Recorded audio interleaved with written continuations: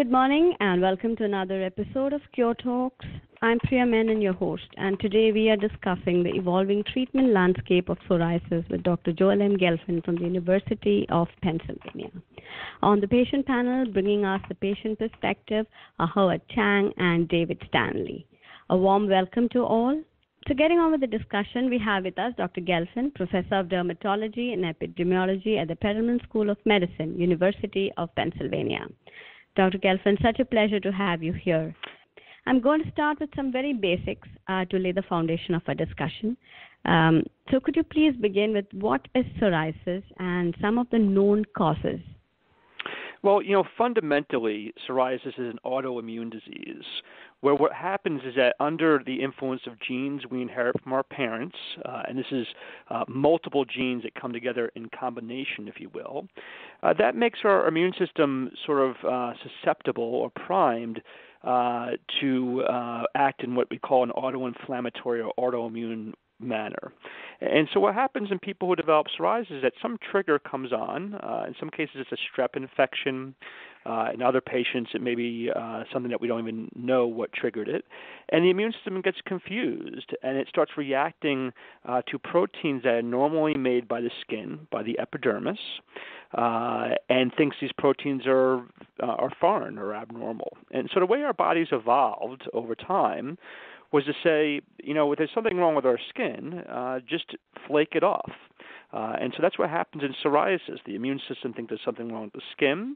It releases substances, we call them cytokines, and they cause the skin cells called keratinocytes to proliferate very rapidly.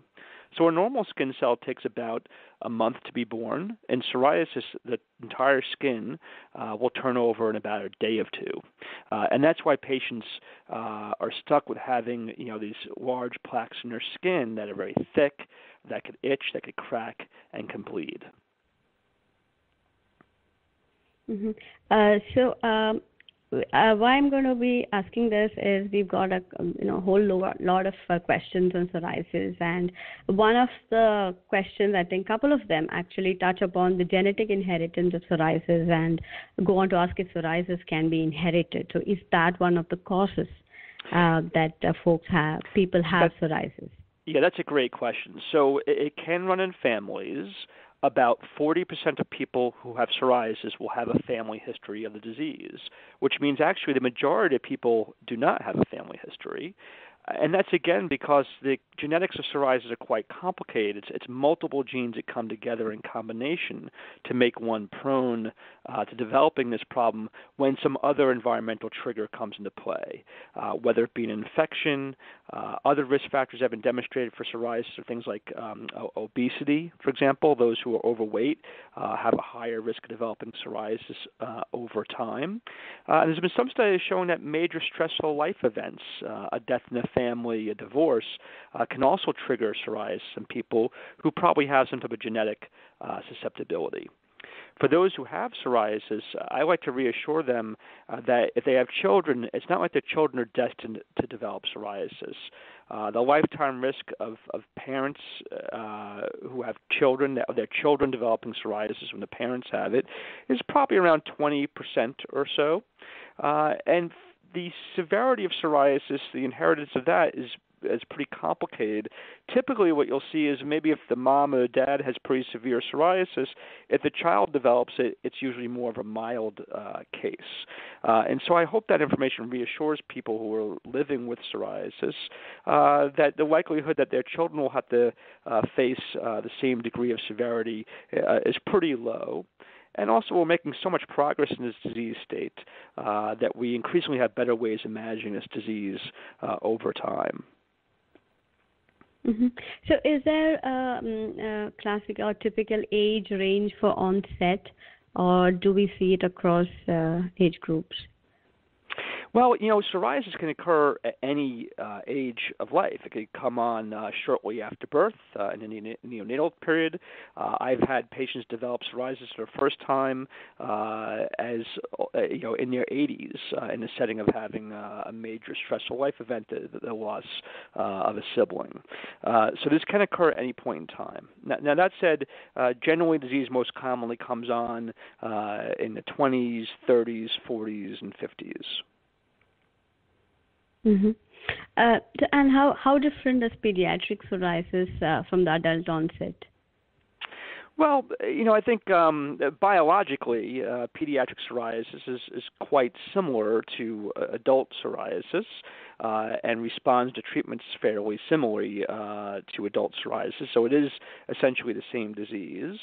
In general, when the disease starts earlier in life, it tends to be more severe for patients, more extensive over time compared to those who develop psoriasis later in life. But that's sort of an average situation. Each patient's journey is highly individual when it comes down to it.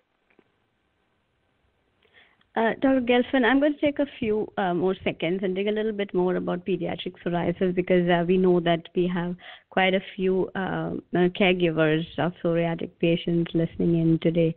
You were, I believe, part of the team that released the pediatric psoriasis guidelines in November this year.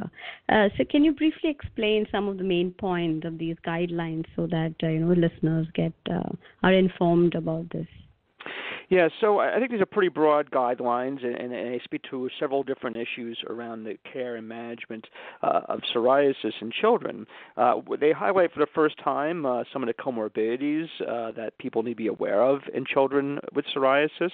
Obesity and metabolic syndrome are particularly prevalent in young people who develop psoriasis. So their caregivers should be aware of this and follow appropriate guidelines for identifying things like high blood pressure in children or checking for diabetes or abnormal lipids the way they would in any child, recognizing that the results are more likely to be abnormal in a child who has psoriasis, especially when it's more significant.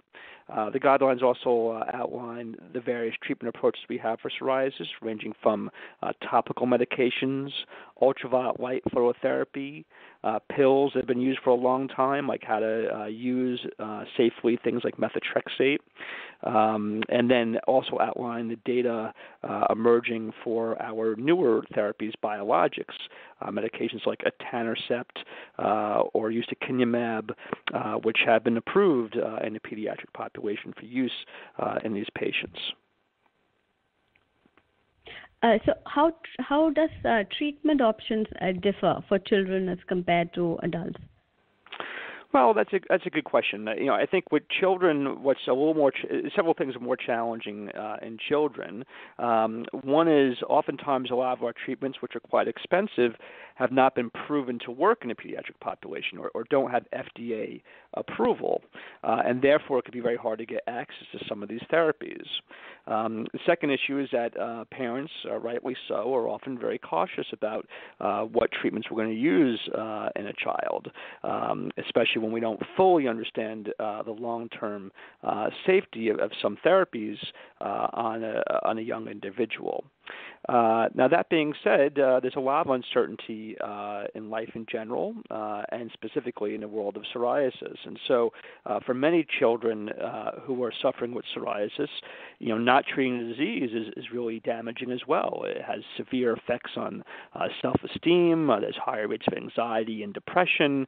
It may interfere with their development in terms of their ability to focus in school. If they have a lot of itching or sleep disturbances from their psoriasis, may affect their social well-being, their ability to make friends, and things of that nature. And so clearly, in children who have psoriasis, it's impacting them in terms of the physical symptoms or emotional symptoms or social symptoms of psoriasis. We have a variety of ways to treat that disease effectively. It's been thought that some of our therapies are probably even better tolerated in children. So methotrexate classically seems to be safer in children than in adults in terms of effects in the liver, although that's somewhat anecdotal information and is not definitively known to be true. Some of our therapies that we use in adults, like a drug called acitretin, a form of vitamin A, that could cause issues with bone development, and so we tend to shy away from using that long-term in children, whereas we'd be more comfortable using that long-term in adults. Ultraviolet light phototherapy is often highly effective for children with psoriasis, but may be very difficult to do if the child has school or after-school activities, making it hard for them to get into the office 3 times a week. We're trying to address this issue by including children in a large pragmatic trial we're doing called the LIGHT study, where patients 12 and older are randomized to get treatment with psoriasis with phototherapy either at home or in the office. Also, if they're a very young child, they're 5 years old, they may have a hard time standing still, inside the phototherapy booth, and so it may not be so appropriate in that age group. Coming to biologics now are more novel therapies, things like etanercept, ustekinumab. These are approved by the FDA for use in the pediatric population, so they're very effective approaches. But we keep on making progress in psoriasis. Other mechanisms of actions, like the IL-23 inhibitors, such as risankizumab or tildrakizumab, or the IL-17 inhibitors like secukinumab or ixekizumab. These drugs have yet to been approved for pediatric psoriasis, and therefore clinicians will often have a hard time accessing these therapies in that age group because they are prohibitively expensive. So what are some of the standard of care treatments other than those you mentioned now for pediatric population? I want to know for the adult population, and I'm sure our panel of Howard and David will have more questions on treatment for you. But if you could just briefly just touch upon some of the standard of care treatments that adults are offered currently. Yeah, so I'll talk to this by categories because we've been so lucky to have so much progress in psoriasis in the last decade or so that we now have more than a dozen treatments that are considered to be standard of care. And a lot of times how we decide what treatment to use with the patient is based on shared decision making with the patient, what the patient's preferences are, what their treatment goals are, what their underlying health comorbidities are. So do they have significant psoriatic arthritis? Do they have other medical problems they've been dealing with, like have they had issues with inflammatory bowel disease? That's pretty common in people with psoriasis. Or do they have a strong family history of multiple sclerosis? Sometimes we see that in people with psoriasis. Have they had a recent malignancy, and does that influence the treatment approaches that they're willing to use? So broadly speaking, we have a variety of topical medications that we tend to use when disease is fairly localized. Just a little bit on the elbows and the knees, maybe a little bit on the scalp. When the disease is more extensive, getting to be more than 5% of the body's surface area, and you can think of this as the palm of your hand. If the palm of your hand is basically about 1% of your body's surface area. So if you have psoriasis that you would need 5 of your own palms to cover, it's very burdensome for patients to be able to put on topical medications regularly when disease gets more extensive. So when disease is more extensive or not responding to topical medications, we have 3 categories of approaches.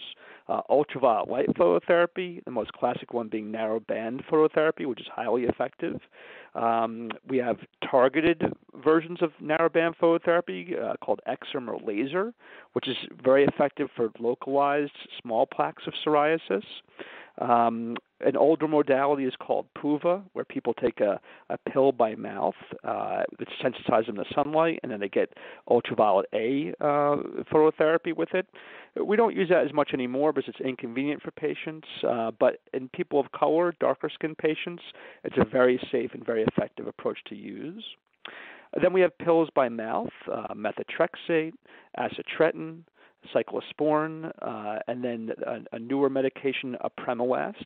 And apremilast is currently fairly popular because you don't need any laboratory monitoring of that medication, and that makes it much more convenient for patients. Its downsides are that it's expensive, so it can be hard to access.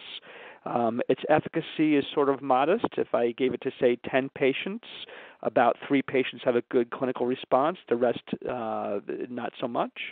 And people could have some nausea, queasiness with it, some diarrhea that could be uncomfortable. That usually goes away, but some patients have to stop the medication for it.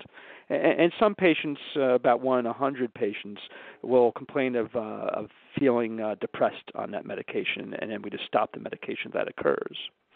Our newer biologics, injectable medications, we have basically 3 flavors. Those that target TNF, which have been around for 2 decades now and are especially beneficial for joint disease, psoriatic arthritis, I should say. They also, depending on which one we're talking about, could work for other conditions like inflammatory bowel disease, Crohn's, ulcerative colitis. We then have things that target IL-23, either specifically, like 3 of them we have is risankizumab, tildrakizumab, and guselkumab, or non-specifically, which would be ustekinumab, which blocks both IL-12 and IL-23. Ustekinumab also is approved for treatment of Crohn's disease, so often useful in these patients with overlapping diseases. And then finally, we have 3 IL-17 inhibitors. That would be secukinumab, ixekizumab, and brodalumab. I think there's quite a lot of new drugs out there for psoriasis. Dr. Gelfand, I'm going to take some audience questions now since we are on the topic of treatments, and you did mention phototherapy as well. We have a question asking, is phototherapy offered as first line of treatment, and who qualifies for it? Yeah, so well, we're going to learn a lot more about this as we do the LIGHT study. And for those who are interested, you can just go to www.thelightstudy.com, and it's LITE, where we'll have a better understanding of how clinicians and patients actually choose to use ultraviolet phototherapy. Generally speaking, it's patients who have psoriasis affecting visible areas, arms, legs, trunk. There's a lot of disease in the fingernails or the genitals, or the scalp is severely involved. Phototherapy is not so great in those situations because the light can't penetrate to be effective in the nails or scalp, and we tend to not treat the genitals because that could cause burns or potentially skin cancer over time in men. So generally speaking, patients who have psoriasis affecting at least 4 or 5% or more of the body surface area in areas that are amenable to being hit by the ultraviolet light. We have special versions of ultraviolet light phototherapy where we could treat the palms and the soles. Those areas are often very difficult to treat, so we use a form of topical Puva in that circumstance, where we put a medication on the skin called Sorolin that sits on the skin for a period of time, and then we shine ultraviolet A light. And that's a pretty effective treatment for psoriasis when it affects the palms and soles. Finally, there's another variant of psoriasis called guttate psoriasis, where people tend to be covered with these very small spots of psoriasis all over the body. That responds very well to phototherapy as well. And as you can imagine, someone could have these little tiny 5 millimeter size spots of psoriasis all over the body. Their whole body surface area may be small if you add up all those little spots, but it's almost impossible to treat that with topical medications because you got so many spots all over. And ultraviolet phototherapy is very helpful in that circumstance. So phototherapy seems quite a interesting topic here because we have more questions on that from the audience. Someone wants to know, what are some of the possible side effects of phototherapy? Yeah, so let's just speak about what we call narrowband phototherapy. This is essentially a single wavelength of light in the ultraviolet B spectrum. This wavelength of light, it comes from the sun, so we get it naturally, environmentally. But what we've learned from research over time is that shorter wavelengths of light, which come from the sun as well, cause burning of the skin without really helping psoriasis very much. And longer wavelengths of light, which could cause damage to the skin as well, don't help psoriasis very much either. And so that's why we have what's called narrowband phototherapy. Now, it is ultraviolet light, so one needs to protect their eyes when they're getting this treatment, so that way you don't cause a burn on the eyes or cause cataracts. And then, with short-term use, if the dose is not adjusted just right, a patient could have a sunburn-like reaction. That's usually pretty mild when it comes down to it. It's very rare that we need to treat that with any medical therapy beyond just some moisturizers. And then, in theory, with long-term use, if patients are treated for years and years and they have fair skin, they may have more premature aging of the skin, more freckles and wrinkles, if you will. And in theory, they may have a higher risk of skin cancer, although interestingly, studies to date really haven't demonstrated higher rates of skin cancer in patients getting this type of treatment. Thank you, Dr. Gelfand. My next question and last one before I actually bring on the panel is on comorbidities. So we have evidence that shows an association of psoriasis with a number of comorbidities ranging from arthritis, depression, to cardiovascular disease, sleep apnea, to lifestyle-linked issues of smoking, alcoholism, skin cancer. I believe the list is almost endless. So, Dr. Gelfand, when I was preparing for this talk, it was kind of scary. And you have worked extensively on psoriasis and comorbidities like cardiovascular events related to it. It would be great if you could talk about comorbidities and the effect of quality of life with psoriasis patients. Yeah, so psoriasis is a very complicated disease where inflammation drives this condition both in the skin and ultimately in the blood. And so as we've learned more about inflammation over the last couple of decades in medicine, we've learned that many conditions that are seemingly unrelated actually have similar pathways of inflammation that drive them. So insulin resistance, which causes diabetes, actually there's types of inflammation that promote that are similar to psoriasis inflammation. Similarly, cardiovascular disease, atherosclerosis, or hardening of the arteries, it's not just things like cholesterol that cause that problem, but it's the body's immune response to cholesterol in the vessels that results in atherosclerosis and ultimately cardiovascular events.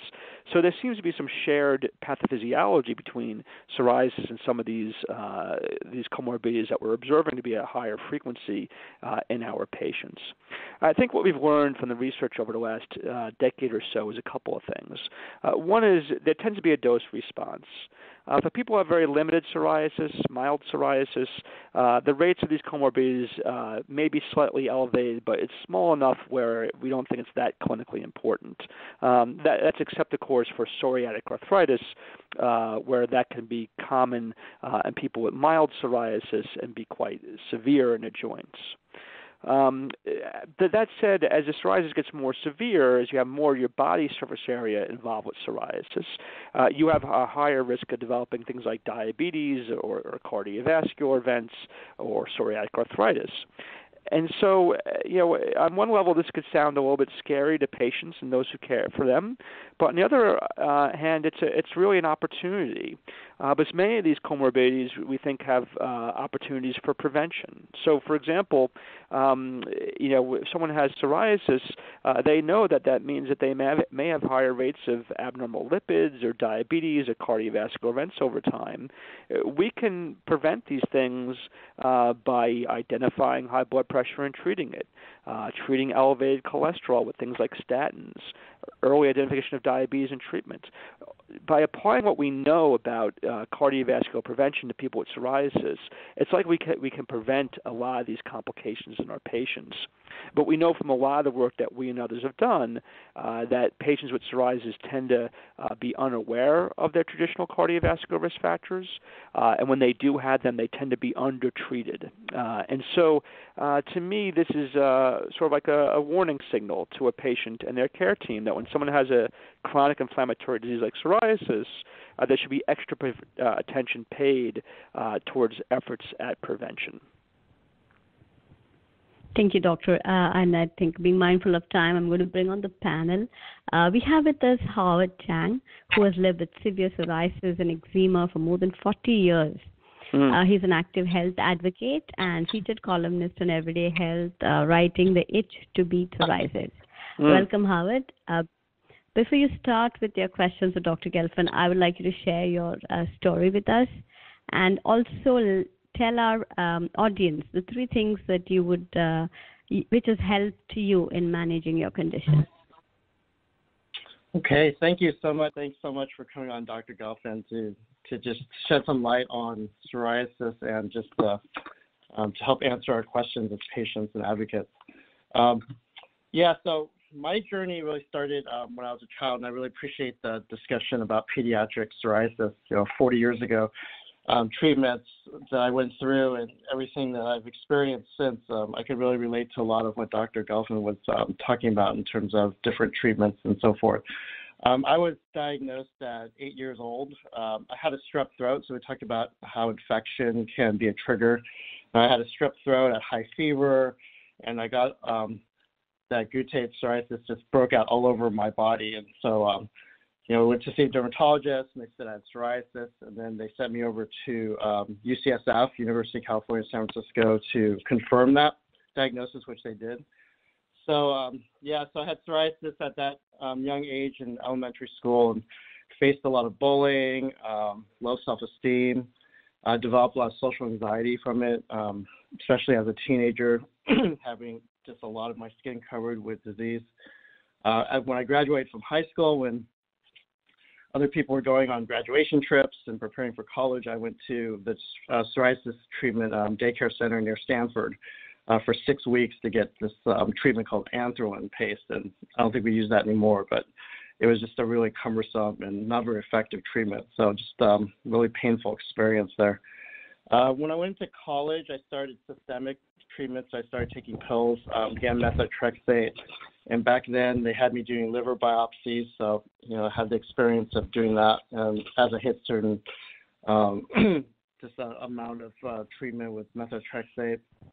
And then I was on etretinate and acitretin, which the doctor had mentioned before. But about 13 years ago, I really faced my worst flare. I was about 95% covered. My doctor had no more options. I was using secondary, tertiary treatments, third-line treatments, and nothing was working. I was depressed. I wanted to quit my job. I wanted to quit my life. It was just a really pretty desperate situation. So they got me back to UCSF, back where it all started for me. And Dr. John Koo, he could talk to me and help me out. It was a very emotional experience just to know that there were options. So I ended up going on cyclosporin at the time. And then later, some biologics came out. I've been on 6 biologics since. I'm on my 6th one right now. Started about a half a year ago on a new one, Skyrizi. And it's just been a journey of kind of trying to heal my skin, but also emotional and spiritual healing. A big part of that for me was blogging and getting involved with the National Psoriasis Foundation in volunteering, patient advocacy, speaking in Sacramento or Washington, D.C., just writing and joining panels and just trying to help others to redeem this experience that I've had. But it's been a crazy journey in terms of how the treatments have come along over 40 years as well. And so it's really great to be where we are now. And I'm really grateful for all the great research and all the great work that doctors like Dr. Gelfand and other researchers have done over the years. Yeah, Howard, I want to say your story is really inspirational to us, to me in particular. I personally have a lot of admiration for people who have to live with psoriasis. It does create a lot of challenges for patients, and patients are often misunderstood. The general public often doesn't understand what psoriasis is. There's still lots of myths out there about being contagious or things of that nature, which it absolutely is not. And so it's inspiring for us to hear your story and how you've progressed through the years. And I think we're still making lots of progress in psoriasis. There's still plenty of patients who struggle mightily with the disease and may respond well to a biologic, but then may lose response over time and may have to try another biologic. And so I think that those of us in the research community and the medical community, are excited about the progress we've made, but know that we haven't solved the problem yet and are working diligently to move towards a cure or find better ways to treat people so they have long-term control. No, yeah, thank you so much. It's really amazing. Like I said, the advancements and the just being part of the community and seeing the dedication of the patients, the advocates, and our doctors and our researchers. So, thanks so much. Yeah, I think this is a story that, as I talk to other patients and other advocates, that we've gone through similar journeys, and they were telling me that when we used to get together way back when, there was a lot of depression and just pessimism, but there's a lot more optimism now. It's come a long way. Yeah.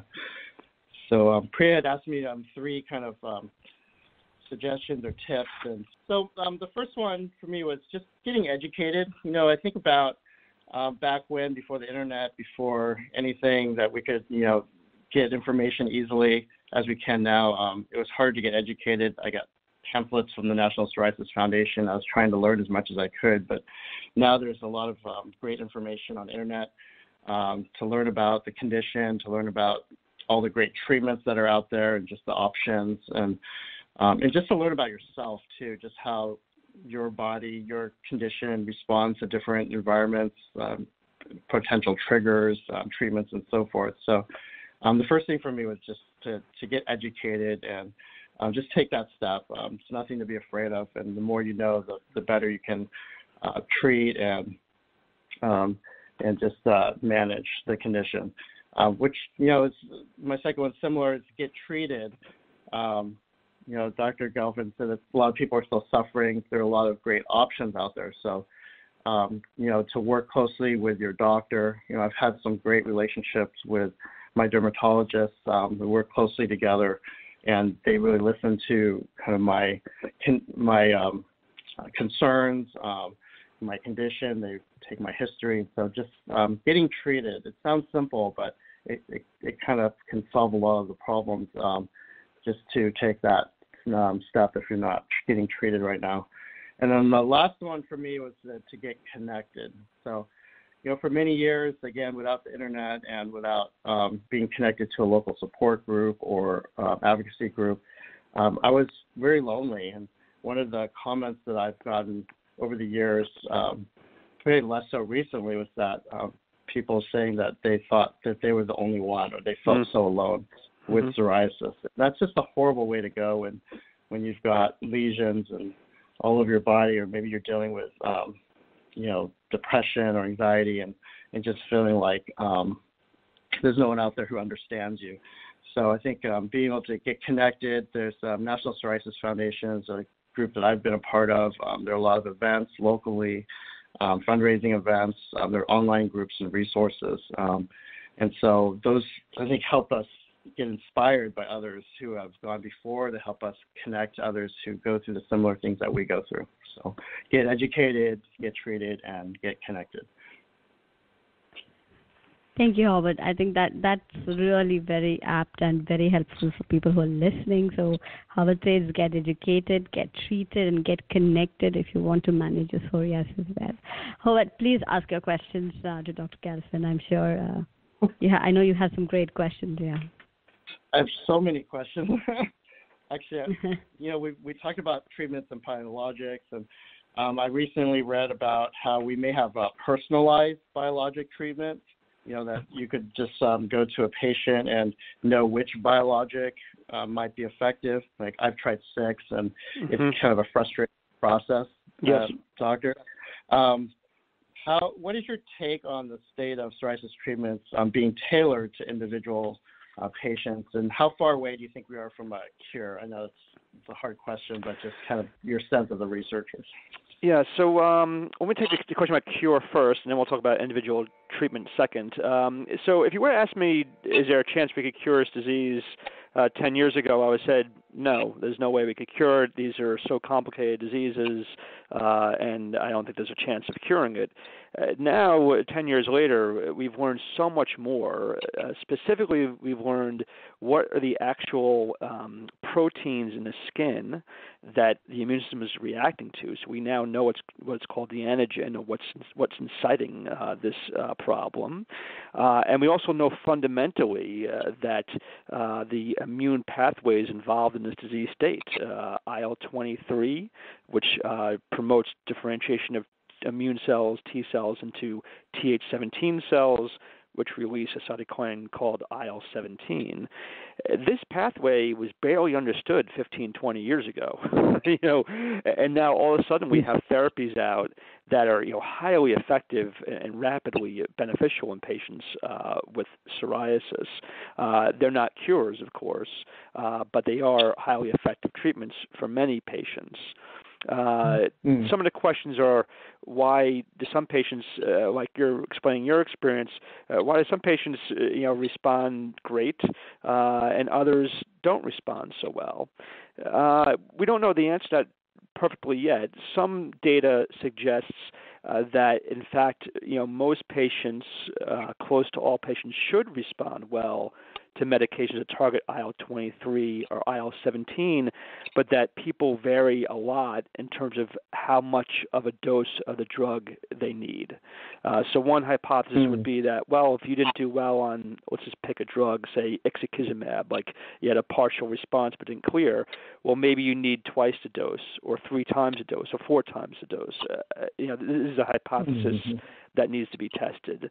But some data suggest that. And the reason why we think this is because people have done these sort of elegant studies where if you take patients who, had very severe psoriasis, went in one of these targeted biologics, and then they only had, 3 or 4 plaques left. If you biopsy those plaques and look at their genetic profile and their immunologic profile, that is run-of-the-mill psoriasis. There's nothing unique to it, suggesting that the issue is that not enough of the biologic is getting to that particular patch in the skin to interrupt the inflammation that's going there. All right, so now moving on to personalized therapy. So this is certainly broader in medicine, a very eager area of investigation. Some fields are more apt to be successful in that area. So cancer, for example, in cancer you will often have 2 or 3 mutations in the cancer itself that drugs specifically target. In psoriasis, that's trickier because it's often multiple genetic pathways that are driving multiple different immunological pathways, and therefore there may not be sort of a silver bullet, a single approach that would knock out all those different pathways of inflammation that are active in that individual. So, currently the standard of care is we don't have any tests we can order to decide that we should use biologic A versus biologic B or pill A versus pill C. That's just not available, but there's certainly a lot of research trying to move us closer in that direction. No, that would be incredible. Just doing this trial and error over the years, and you have to wait 2 or 3 months, and then you have to try something else, and sometimes you're getting worse. Hasn't happened to me as much recently, but over the years I've faced that. So this kind of area is pretty interesting to me. We're hoping that with the newer, more targeted biologics, the IL-17s and the 23s, that will be a less common experience for patients. Yes. But there's still likely to be patients who still have that same experience where it doesn't seem to work or it works and then stops working. And that's the larger problem our patients tend to face now is that they do well on a biologic, but over time they start losing response. And, our goal for our patient is to be able to treat them with a medication safely and have long-term control of their disease so they remain in remission for many years. And we haven't achieved that goal for the majority of our patients yet. Yes. I think another area besides biologics and kind of the traditional medicines, it seems like alternative medications, especially diet, is a big discussion in the psoriasis community. Can you speak to diet or supplements, and do you have any advice for people living with psoriasis in terms of food intake and so forth? Sure. So, the best data out there so far related to diet is really around weight loss. And so for those who are overweight, and by overweight I mean a body mass index of greater than 30, and that's based on your weight divided by height, and one could just go online to calculate your BMI. This Google, calculate my BMI, calculators will come up, and you can figure out what your body mass index is. So people who have high BMIs, and a lot of our patients with psoriasis do, it put them in the medical category of obesity. When they lose weight, their psoriasis gets less severe. They respond better to treatments that they're on. Those effects, though, are relatively modest and very difficult to obtain because, as you can imagine, it's very hard to lose weight and then to maintain weight loss. For patients with severe obesity, when they have BMIs over 40, I often talk to my patients about considering things like bariatric surgery, because we know in those patients bariatric surgery will lower their risk of diabetes and arthritis over time. But there's also a good deal of reports in the literature of people with bad psoriasis who have had bariatric surgery, lost a lot of weight, and their psoriasis got much, much better. And in my clinical experience, that's been the case as well. Now, coming to specific diets, things like gluten-free diets or anti-inflammatory diets, in my view, these are largely anecdotal at this point in time, without real clear proof that they are clinically beneficial for patients. And so I don't recommend this to my patients. Most importantly, I don't want patients to feel guilty that it's their diet and how they eat that's causing their disease. Ultimately, this is an autoimmune disease that was triggered, and changes in diet really that are geared towards weight loss could have some modest benefits, but that alone doesn't make a major difference for patients.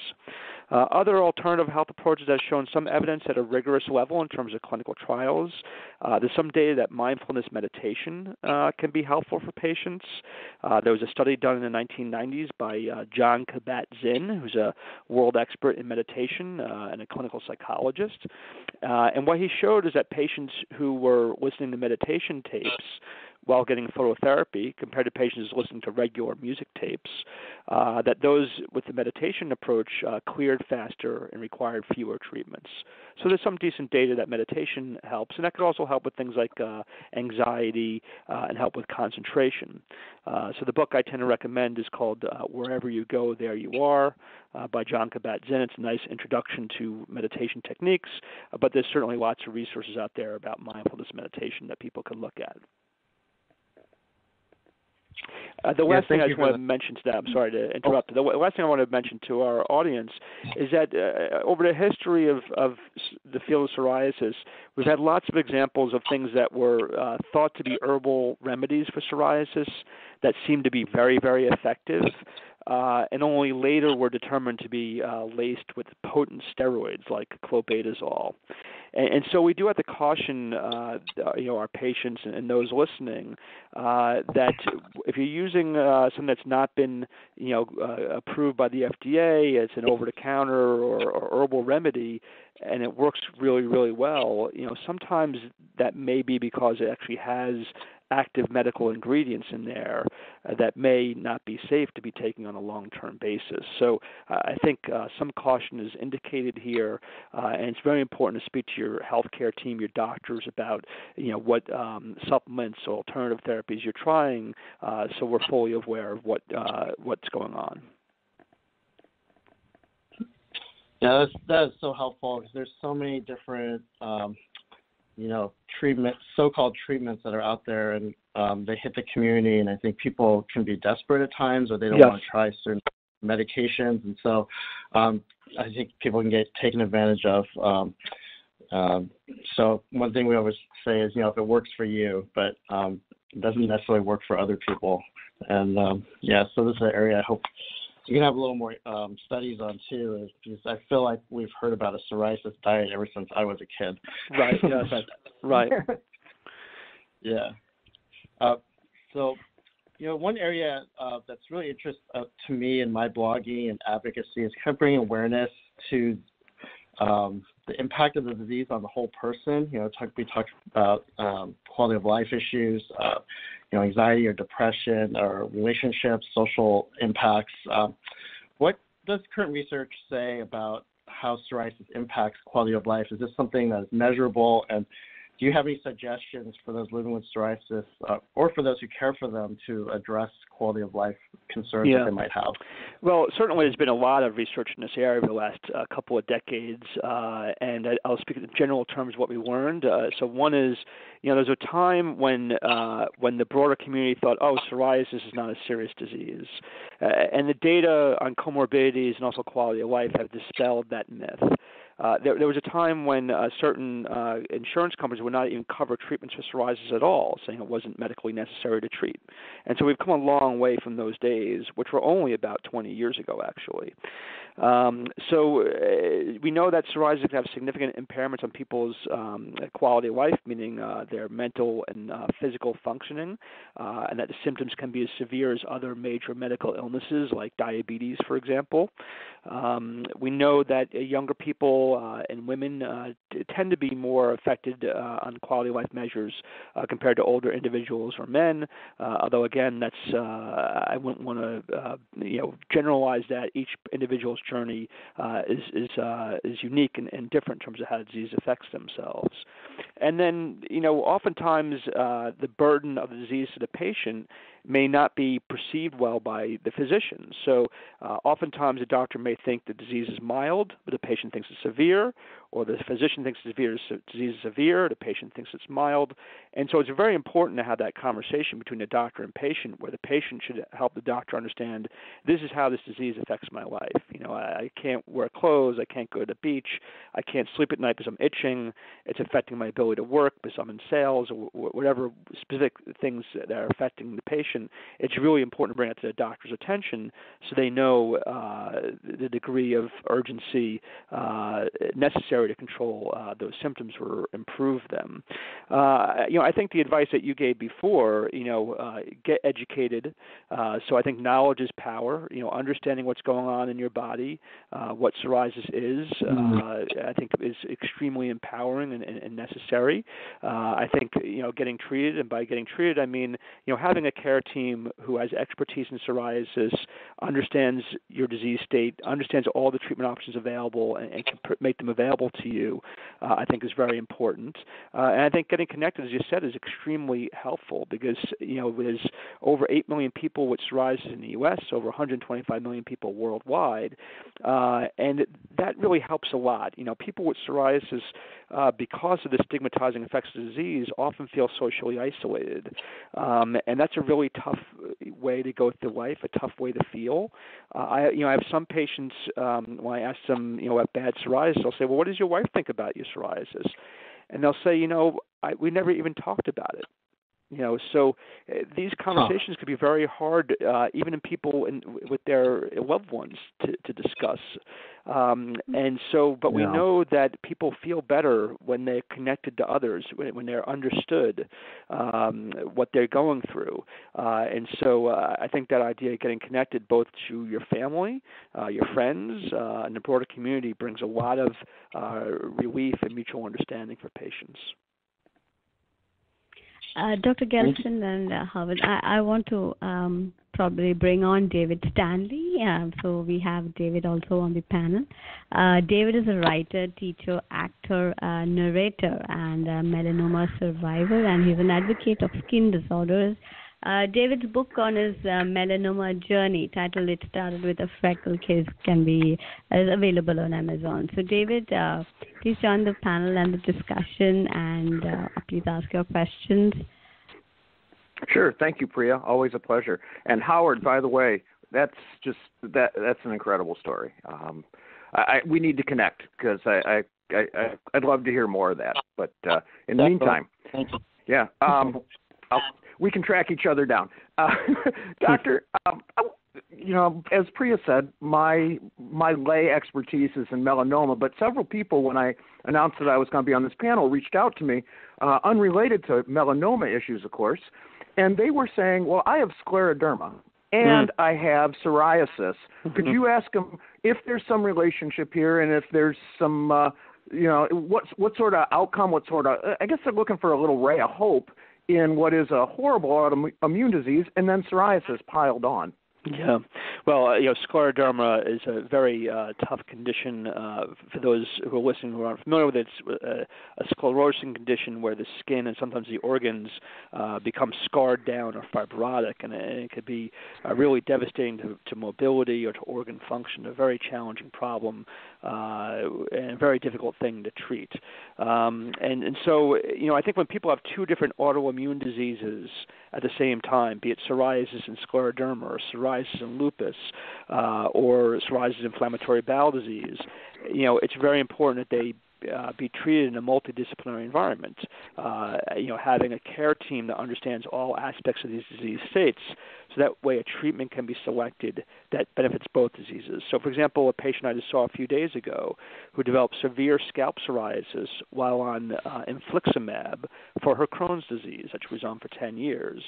And so we were able to switch her from infliximab to ustekinumab, which works both for Crohn's disease and for psoriasis. And so now her gut is under good control and her skin is cleared up. And so she's back to her normal self at this point in time.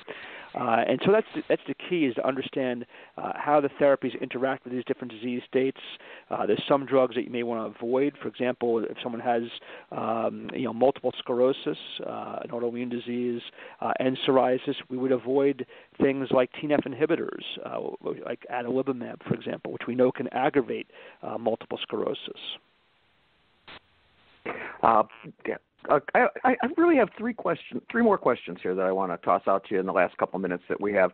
I'm here in Flint, Michigan. You're in Philly, temperate zone. We get 102 degree temps in the summer, and right now 20 degrees in the winter. Can we talk for a few minutes? Can you talk for a few minutes about weather as triggers for psoriatic flare-ups? Weather is certainly a trigger for many patients with psoriasis. When the weather gets colder and drier, the skin is itchier for a lot of people. Scratching the skin or rubbing the skin creates a phenomenon we call the Kebner phenomena, where essentially when we scratch our skin, that's like a signal to the body's immune system that something's wrong, and then it triggers psoriasis in those patches. When the weather's warmer, especially in the influence of ultraviolet light, that tends to be helpful for people's psoriasis. Now, ultraviolet light, as we talked about earlier, from the sun is not always effective enough on its own, and we know that because we have ultraviolet centers in Hawaii and Florida. And so we know that the medical use of ultraviolet light, where it's a single wave of the light, what we call 311, that's much more effective for controlling psoriasis. And so for a lot of my patients who prefer intermittent treatment, they may come in for a course of light therapy in the spring or the winter to get the disease controlled, but then they can stop it in the summer. They're pretty mild anyway with natural sunlight and better weather. And some of my patients choose the same approach with their oral medications or their biologics. Two more questions, and then I'll hand it back over to Priya. My background actually is in zoology. I've done a lot of genetics work. Can you talk for a few more minutes? You opened the show with that, about whether or not, in your view, the expense involved in genetic counseling is worthwhile as a predictor for psoriasis and offspring? Well, I think that's important for patients to be aware of what the genetic underpinnings of psoriasis are. So one is, as I mentioned earlier, about 40% of people have a family history of psoriasis. That means most do not have a family history. And so that's often reassuring to patients, but some patients feel like, well, why am I the only one in my family that has to deal with psoriasis? Well, that is the nature of the complexity of the genetic patterns of this disease state, and that's a normal part of this disease experience. And then the second thing is, a lot of my patients, will say, I'm so devastated by my psoriasis, I would never want to have a child who had to deal with the same psoriasis. And for those patients, I help them understand that one is that the likelihood that a child will develop psoriasis over their lifetime is still relatively low, probably about 20% or so. That certain things could be done to lower their risk of developing psoriasis, like if they maintain a healthy body weight and don't smoke, that lowers the risk of developing psoriasis over time. And then also typically if one person has severe psoriasis, the children may have mild psoriasis and may be less impactful for them. And then finally, look at all the progress we're making. My patients always like to say, I don't have my dad's psoriasis, because now we have so many better options now. And And so, I hope my patients feel reassured that they want to have children, that they should go ahead and have biologic children if they wish to, and not think of psoriasis as a limiting factor in that respect. Okay, my last question, and you did touch on this for a few moments. Priya mentioned this as well. There was that big comorbidity study that was released, I think, back in October or so, maybe September, about psoriasis and comorbidity. Can you speak to that and some specific kinds of cancers and what you think the future is for that sort of research, that sort of relationship as a predictor? Yeah. So we covered some of that ground earlier, so I'll touch on some new points that you brought up. One is in the realm of cancer. I think generally speaking, the best data suggests that people with psoriasis probably are not more prone to cancer in general. That some of the cancers we pick up may be due to other factors like obesity or smoking or alcohol use, for example. Certain types of cancers like lymphoma seem to be more related to psoriasis. We think that chronic inflammation could promote lymphoma, but that risk is pretty low, and therefore patients really shouldn't be too alarmed by that information. Clinicians need to know that sometimes a type of lymphoma of the skin called T-cell lymphoma or a cutaneous T-cell lymphoma, that could often look like psoriasis, so we need to make sure we have the right diagnosis for our patients. But again, that's a pretty uncommon thing for people to have to worry about. And then, patients should take advantage of what we know helps lower the risk of complications from cancer. So colonoscopy screening of cancer when you're in your late 40s or early 50s, mammograms for women when they're in their 50s or older, sometimes in the 40s. Those type of screening modalities can do a lot to lower a patient's risk of developing a cancer that could be treated early and preventing a bad outcome. This just popped in my head as I was listening to you. One of the things that's going on right now in melanoma research are RNA inhibitors to inhibit that pathway. Do you know if any research that's going on in that sort of area with psoriasis treatments? Yes, there are a variety of approaches under investigation, either at the very basic level, like animal model level, or starting to get towards human studies, where people are looking at things like epigenetic regulation, RNA regulation of inflammation. So those are pathways that are being evaluated by companies and scientists. Very cool. All right. Thank you, Doctor. Priya, those are my questions. Back over to you. Thank you, David. Thank you very much. Dr. Gelfand, we can take some questions from the audience. I see many more on light therapy. So I'm just going to pick one, which says, how effective is balneophototherapy for psoriasis? Balneophototherapy, which is essentially like going to the Dead Sea, for example, soaking in water and an ultraviolet light. It could be pretty effective, but obviously pretty inconvenient. And so, medical phototherapy in our hands is quite effective. We published a paper in one of our journals, the Journal of the American Academy of Dermatology, where use of phototherapy was about as effective as treatment with a biologic called adalimumab, which is a pretty effective therapy. Now, of course, treatment's always individual for patients, and so for some patients it's not as effective as in others. And then the other issue is that with phototherapy, when you stop it, the disease comes back. And so for some patients it's not a great choice because some people don't want that sort of yo-yo effect where it's like their skin is clear, but then it starts coming back again, and then it's clear again, and it starts coming back. That's part of the reason why we're doing this study of home phototherapy versus office phototherapy.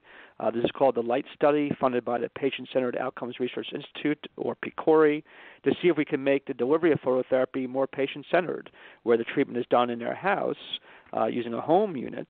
And we think that's likely to be as effective and safe as what's done in the office, but that research is ongoing now. Okay, thank you, Doctor. Just we have a minute more, so I'm going to just have a wrap-up question for you, Dr. Gelfand. It'd be great if you could talk about some of your research and what the future treatments of psoriasis look like. Yeah, so I think our, the biggest things we're working on currently is a series of clinical trials designed to better understand the effects our therapies have on the cardiovascular system, trying to understand what they do to inflammation in the arteries, what they do to how our body processes cholesterol, the effects they have on atherosclerosis. So that work will continue to emerge, and hopefully we'll have a better understanding over time if whether or not we're able to lower cardiovascular risk just by treating psoriasis through our therapies. A second major form of research is better understanding how ultraviolet light therapy delivered in a more patient-centered manner could work, and hopefully through that research we're doing. It's a study of 1,050 patients across the United States. Hopefully we'll be able to shift care to be more patient-centered so more patients could have access to a highly effective therapy that can be done at home on their own schedule. We also continue to do these large population studies where we're following people with psoriasis of varying disease severities to understand how body surface area predicts health outcomes over time. That will give patients, more empowerment so they can understand, what are my risks given my individual psoriasis severity? What do I need to be concerned about? And I think more broadly, the community is continuing to advance work in biologics as new biologics being investigated that may have even higher efficacy compared to what we have in the market currently. There are small molecules, things that are pills that can be taken by mouth that may improve upon the efficacy of what we have currently available on the market. So stay tuned. Each week there's roughly 50 to 70 new scientific publications in the peer-reviewed literature about psoriasis. Knowledge is expanding rapidly, and with that expanding knowledge, so is the treatment landscape we have to offer our patients. Thank you very much, Dr. Gelfand. The audience, psoriasis is one of the most common skin ailments affecting about 2% of the population across gender, age, or socioeconomic status. The impact of this autoimmune skin condition goes much deeper with, as we heard, raised cardiovascular disease, inflammatory arthritis, and other immune system-related conditions. However, as Dr. Gelfand was saying, a lot of research is going on, new drugs are coming in, so this has made management of the condition better. Dr. Gelfand, thank you so very much for your time and all the information that you've shared with us and our audience today. David and Howard, thank you for participating and for those great questions, bringing in the patient's perspective. We also thank the University of Pennsylvania and its Office of Clinical Research. This talk will be available on curetalks.com. Please visit our website for details on upcoming talks. Thank you, everyone, and have a great day.